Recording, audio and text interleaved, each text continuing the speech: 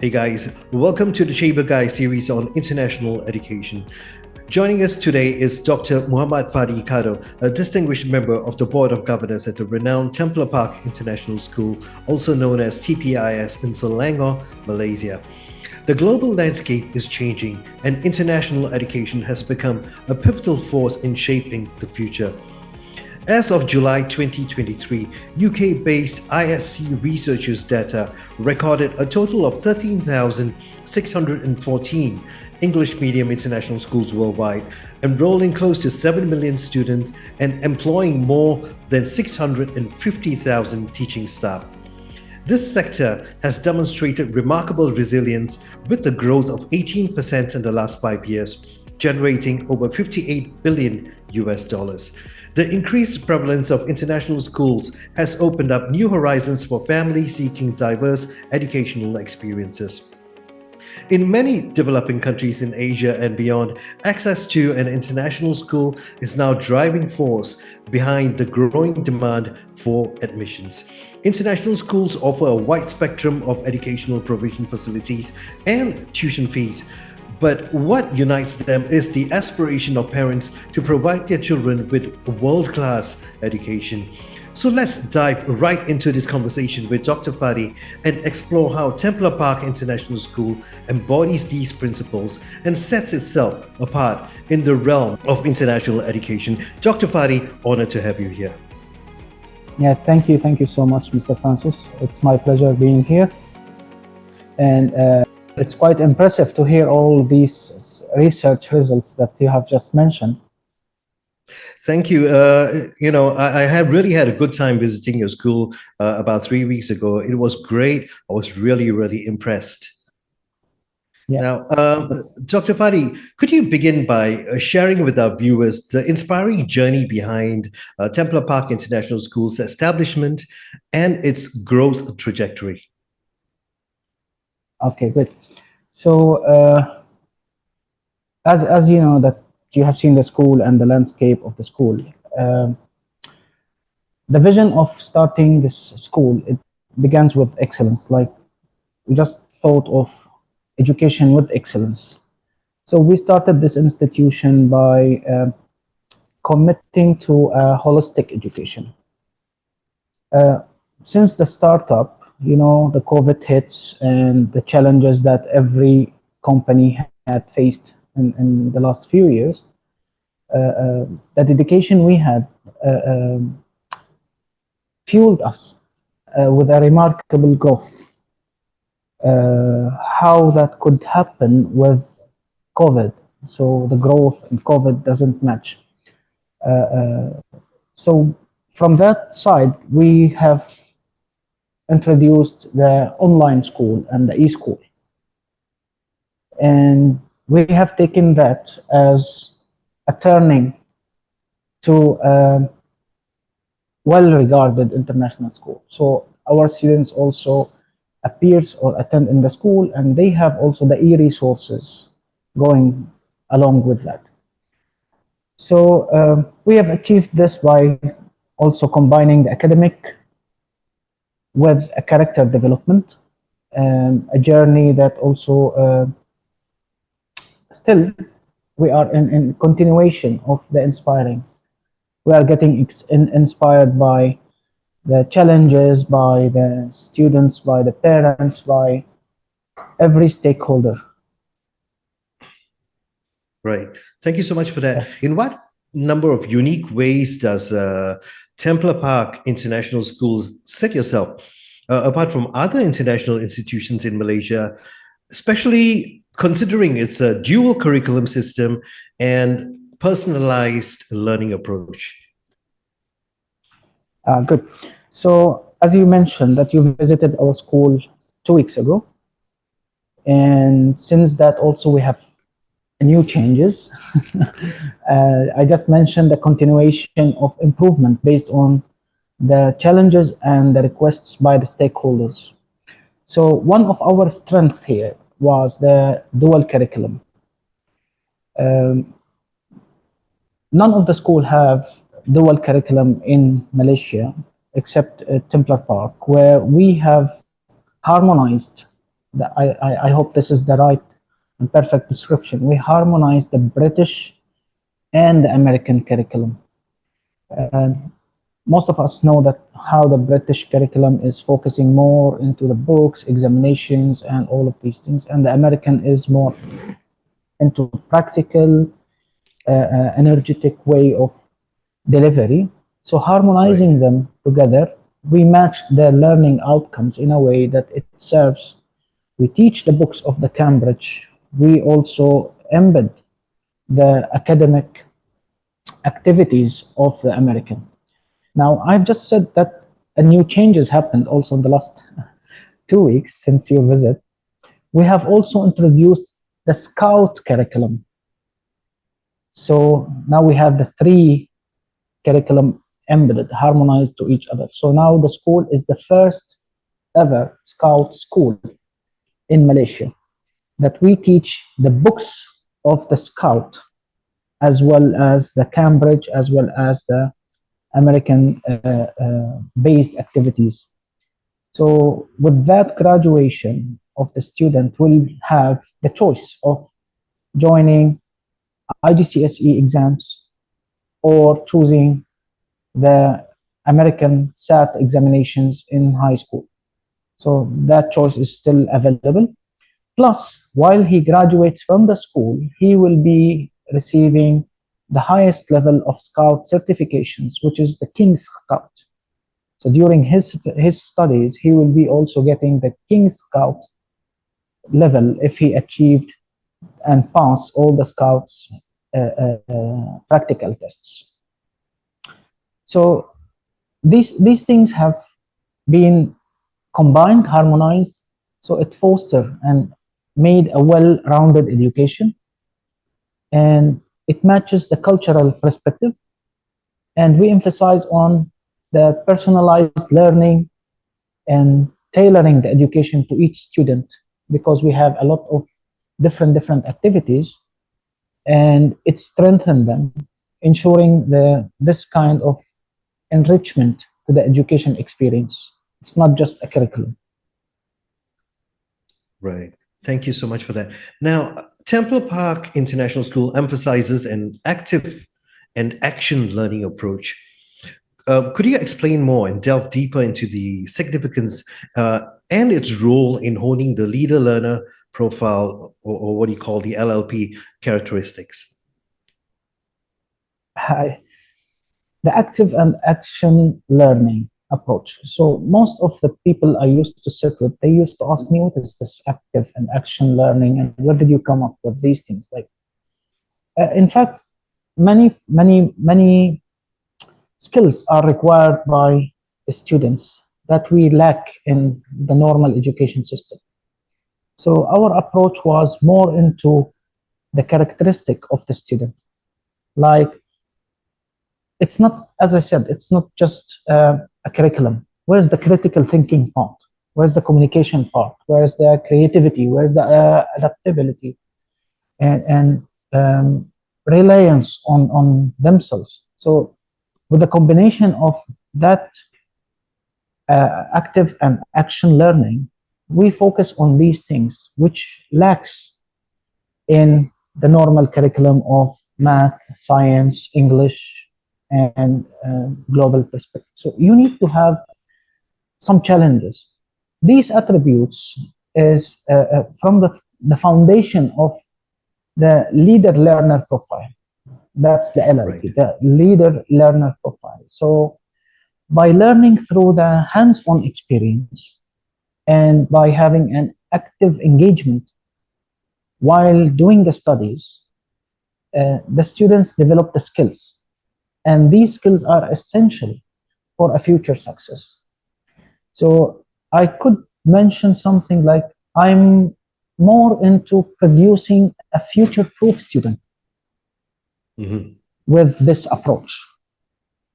Yeah. Right. Thank you. Now, Templar Park International School, again, I believe, you believe in giving every stakeholder a voice. How is this principle embedded in the school's ethos and day-to-day functioning? what's more important than a stakeholder to any business? So it's all about the stakeholders. If I don't have the stakeholders, the business is not running. It same goes with education. If I don't have students, no matter if I'm the best school ever, without the student, I won't be educating anyone. So if you have seen our vision and mission and the business compass like we have, it's a student centric, but we have that in the middle where the students are in the middle and we have the stakeholders around. Who are the stakeholders? The staff, the governor, the governors itself, starting from the board until the everyone in the school as well. We have the parents and we have the industries. All of these people have to serve the centric student approach, which is our main focus. So the principle of this, by giving every stakeholder a voice in our school. So parents are always open for any open door policy. They just open my door, come in. What about this? I had one parent who just came 3 days ago and said, you know, I saw my daughter doing this and this, and it was a dream, and I don't know if that is applicable. I said, yeah, that's a good idea, and we started doing it. So it's an open door policy where every parents have all kind of channels. They have WhatsApp official channels. They can just drop their messages, immediate response, and they have the innovation portal where if they have any improvement idea, they can just fill up the form and drop it, and they own that idea. We give credits to these ideas, any improving ideas, so that credit goes to them. Could be translated by a voucher, could be translated by a gift. It depends on how the idea is innovative. We have regular meetings with parents. We have also the PTA, the parents grouping day, where they just meet with us. And we have also introduced the opportunity for the students and the staff to contribute in that. So parents, students, and staff to contribute with their concerns, their ideas. And this collaborative approach ensures that the entire TPIS, the whole community, is actively participating in decision making. I have changed many of my decisions after listening to parents. I've changed many of the approaches here in the school after listening to students. Even the staff, they say, this could be better if we do it this way. So the overall school experience is enhancing by listening to people. Right. Yeah. It's a constant evolution process where we constantly keep changing, improving for the better. I do understand that there's a lot of transformation going on physically. Let's talk about another transformation that TPIS is undergoing in assessment, approach to assessment. Can you shed some light on this evolution and its implications for student growth? Okay, with regards to assessments, like I still remember the fear and the tension I used to have before any examination, where the traditional exams, and I have to memorize, and if I am so good with that teacher, hi, how are you, sir, can you give me the most important parts of this and that? And so that's a very traditional thing, and in fact, it's my opinion, it doesn't measure the creativity of the students. It measures his memory only. So we have taken that traditional examination to more holistic assessment. So we call it the holistic assessment model. So this approach includes the project assessments, where it doesn't require to write, it requires to show me what you have learned. Instead of I ask you about the let's say Malay language, the Malaysian language, do the test and answer in Malay. I ask you to come up with a project and present it in Malay. So that is coming up with the idea, a project, a story, and present it in Malay. That is how we do the assessment. It combines his communication, his standing, his strength in language, his fear. Sometimes we put them on the stage as well to start preparing them for um, speeches in front of people with that language. And that's, for me, is more important than having a traditional paper exams to do it. However, for some requirements by Cambridge, by the Ministry of Education, we have the traditional exam paper things, but we have taken out many of those marks for the project assessments to assure that the students who are not good in writing, he is still good in presenting, he is still good by understanding the topic, still have the chance to pass, have the chance to prove himself. So project-based assessment, portfolio evaluation, continuous feedback by the teachers to the students, and that is all recorded in our learning management system. So every day, the school finish at 3, by 5, the parents and the students will have the feedback of what happened today. That is a must. No teacher is allowed to go home unless he submits the evaluation of today on the portal. So this shift allows to gain a deeper understanding of each student's strength and the areas that for growth and informing our teaching strategies to become and promote more growth in the mindset, which is the part that we really need to work on. I completely agree with you. I used to rely on short-term memories before, before the exam, and just the night before or 2 nights before, just quickly read up on spotted questions and things that I thought would be of interest, and I would try to memorize those and pass still. But Francis, then again, yeah, for that memory things, you can see the result. Yeah, I have no more.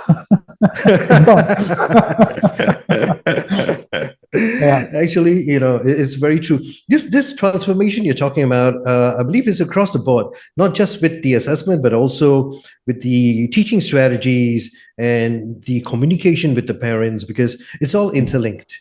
It's a Yes. process. It's not just a one-off change. It's a yeah. So it's very, very important. Now, considering the times that we live in, I mean, for business people, we'll be talking about geopolitical tensions and economic uncertainty, but somehow it dribbles down to the kids, to the children, because they're not sure after their education are they going to be able to get a job. There's so much happening in this world now. How does TPIS prioritize and address the holistic well-being of the students, staff, as well as the community at large? I love this holistic well-being term. Actually, it is our top priority here in Templar Park, and it's not just things I'm saying. I have all the proofs that can show how holistic well-being is a top priority, especially in this challenging time.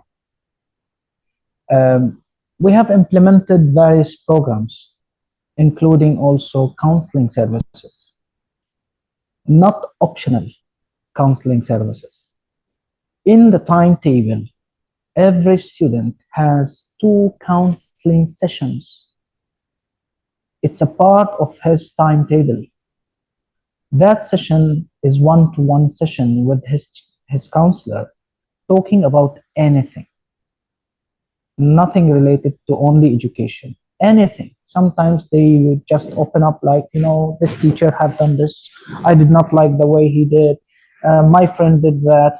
At home, this thing happened. So it's a licensed counselor that he has to sit and listen, because we need them to be out of, any kind of anxiety, any kind of uh, problems that they face in, or challenges they face in daily life. So as I said, the counseling services, we have the workshop that we have given them. Last one was the stress management workshop, in addition to a lot of physical education and sports. A lot means we are focusing the most on the physical education. So, and as you saw, the school has well prepared fields for the physical education. So every Thursday in their timetable, nothing to study except physical education. So they start in the morning with swimming sessions, swimming classes, then karate. Some will do the karate, some will do the taekwondo, depends on their, what they prefer. We have the badminton, futsal, and the archery. So this is the Thursday classes. On Friday, they have the scout curriculum they have to attend, and that will teach them a lot of things and will take them out of any kind of tension, because they know how they need to know how to do scouting, how to do the hiking, how to do the kind of practical by hand, how to make the rope, how to all type of needed skills as a scout. They also learn the Morse code. They learn about communicating through radio. So all these things is changing their well-being status, because they are, whatever negative energy they have, they just take it out. So this will do, let's say, physical education and sport, plus the community outreach. And that is very important. Community outreach is very important because I have seen a lot of students after pandemic sitting at home for 2 years. They are having fear of public. They are having fear of community. Imagine 2 years sitting in front of the devices, meeting no one, learning nothing except from this device. What kind of personality you have when you go to public? So we have also included a monthly trip to one of the most crowded places that we choose to have engagement with community. And we do some kind of CSRs, like visiting sick people, cancer patients. We do some kind of river cleaning. We do some kind of feeding people. So they have to do that. They have to. It's nurturing a healthy mind and body for academic success at the end. Because if I have the best educated person with less concept of accepting others, it's a waste of time. So the academic success overall should be with a community well-being. At the end, when I hire people, I hire attitudes. I don't hire those who score high marks in school. Yeah. Thank you, Dr. Fadi. And there we have it, the first segment of our exciting exploration of Templer Park International School with Dr. Fadi, member of the Board of Governors at Templer Park International School in Malaysia. We've just scratched the surface of what TPIS offers and stands for. Join us in part 2, where we will navigate deeper into TPIS state-of-the-art facilities, its forward-thinking approach to education, and its commitment to leveraging technology for enhanced learning experiences. In the meantime, do share your thoughts, queries, or insights in the comment section below. Don't forget to subscribe to keep abreast of our exploration in international education domain. I'm Francis Michael, and I'll see you in the next segment, where we explore the uniqueness of Templer Park International School. Until then, stay curious and stay inspired.